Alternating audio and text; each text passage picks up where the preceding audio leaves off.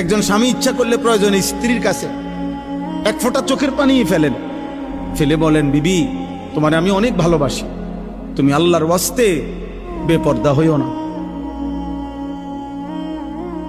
তুমি বেনামাজি থাইকো না রে। নিয়ত করো, চলো আমরা দুইজনে একসাথে নামাজ পড়ে যেন আখিরাত আমরা দুইজনেই জান্নাতি হই।